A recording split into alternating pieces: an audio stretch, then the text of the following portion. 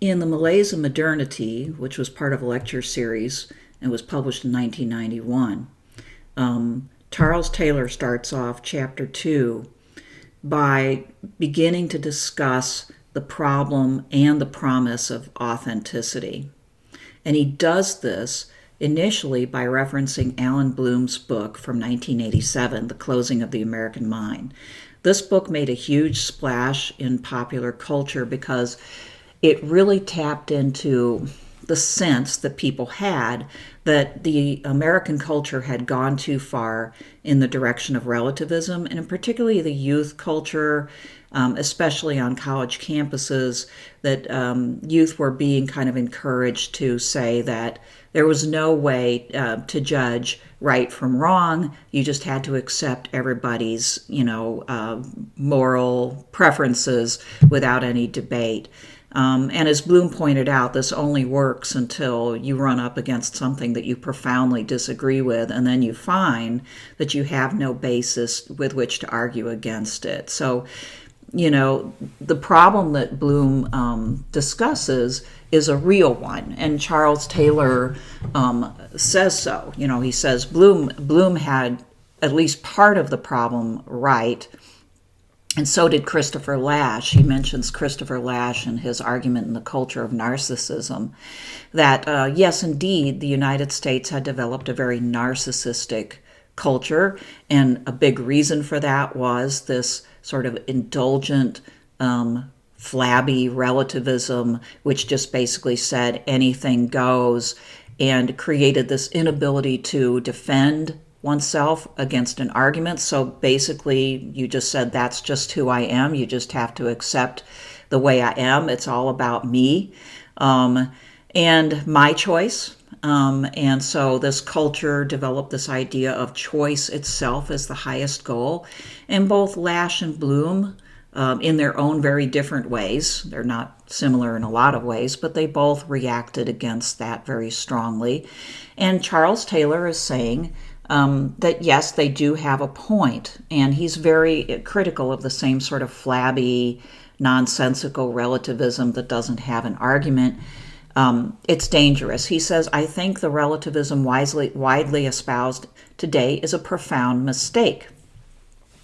But, and here's where he differs from these other fellows as he sees them, and that is because he says relativism does not need to be the basis of authenticity. The two, moral relativism and the ethic of authenticity, whatever that means, we'll have to get into that, they are not necessarily related. So this sort of false authenticity of just accept me for who I am just because I feel that way is not real authenticity.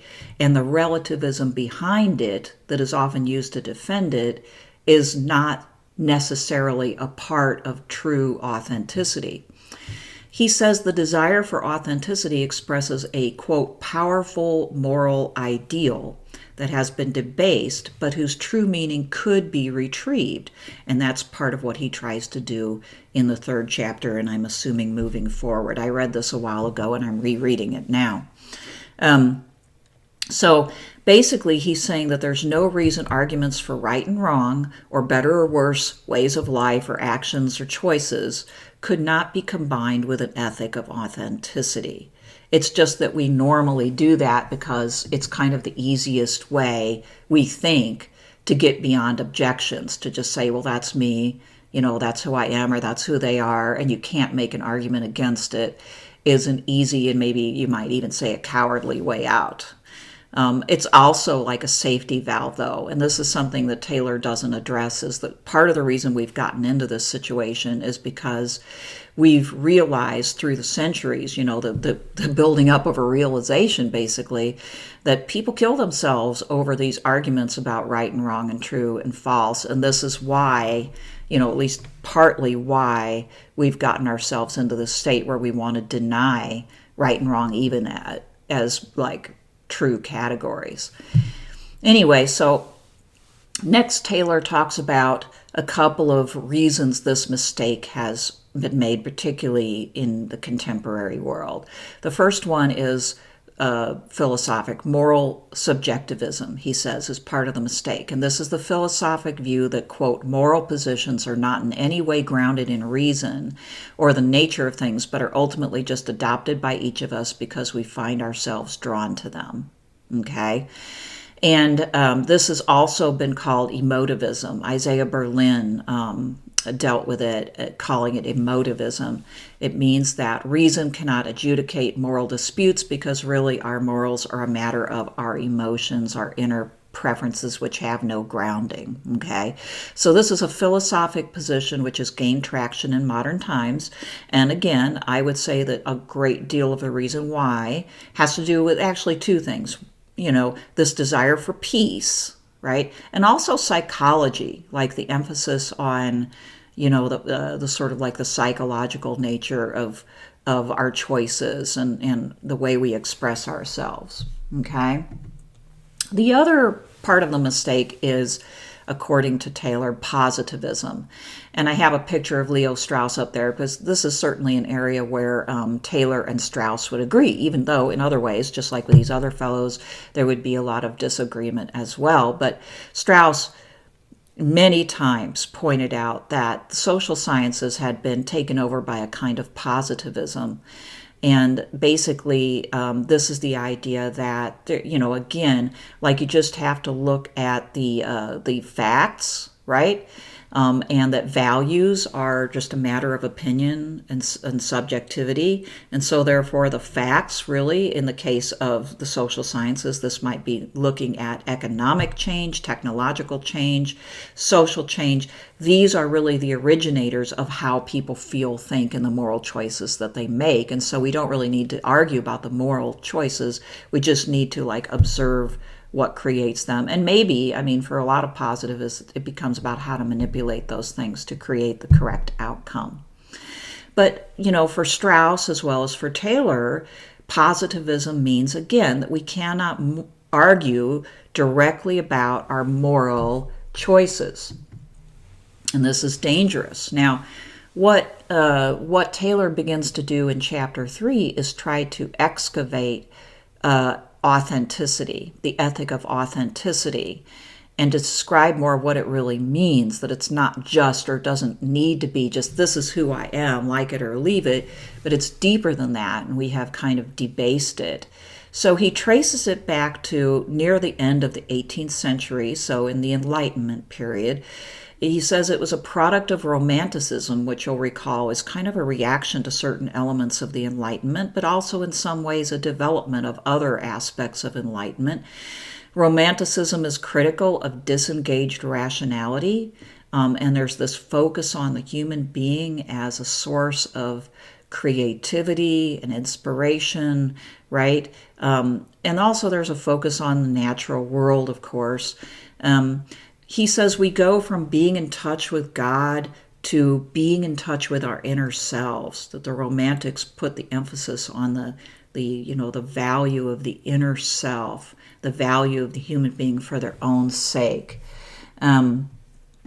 Okay, and so then Taylor delves into Rousseau a bit, Jean-Jacques Rousseau, the philosopher, the French philosopher who kind of straddled Enlightenment and Romanticism, right? In a lot of ways, Rousseau was very reactive to Enlightenment propositions. Definitely the emphasis on reason, right, of human reason and its ability to really plumb the depths and to, solve all problems. Taylor says Rousseau frequently presents the issue of morality as that of our following a voice of nature within us. This voice is most often drowned out by the passions induced by our dependence on others, of which the key one is amour-propre, or pride, self-regard. Our moral salvation comes from recovering authentic moral contact with ourselves.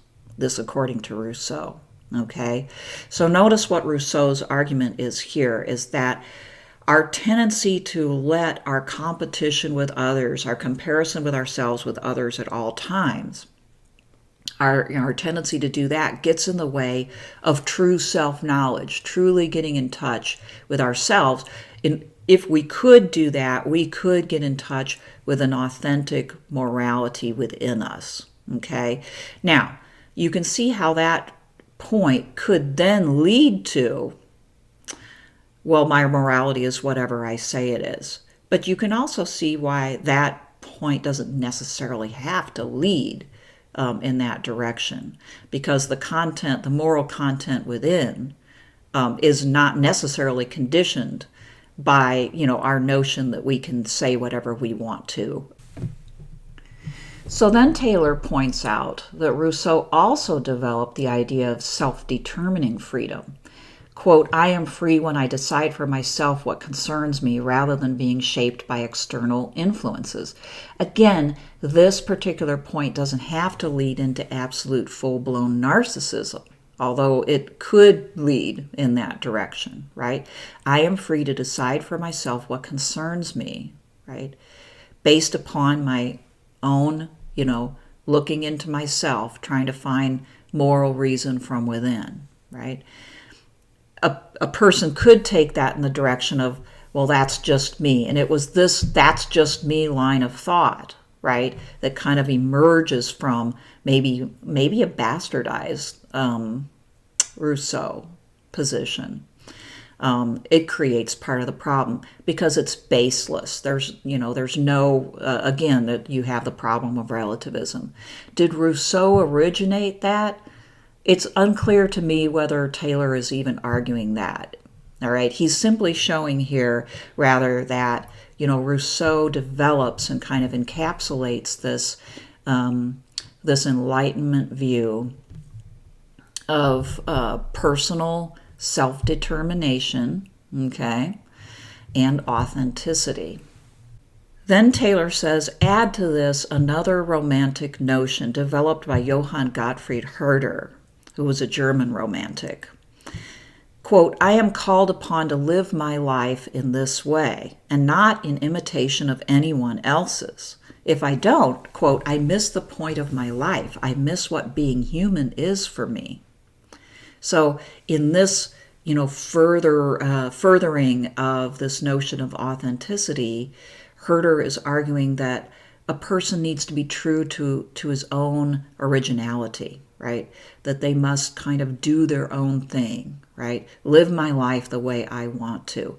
And I think it's here where Taylor is saying we can start to see the unhinging happening, right? That authenticity becomes associated with kind of pure preference, whereas that might not have been the case or wasn't necessarily the case in the original idea, right? But when it starts to move into the I must do this because I want to, just because, this is where it becomes unhinged from reason at all. And I take it that Taylor is going to argue that that is a mistake and that we can kind of recover or maybe even reinvent or reconstitute authenticity on a different basis. All right, so that's all I've got for this week. I'm going to continue to move through the Malaise of Modernity at about this pace, so maybe a couple of more chapters next week.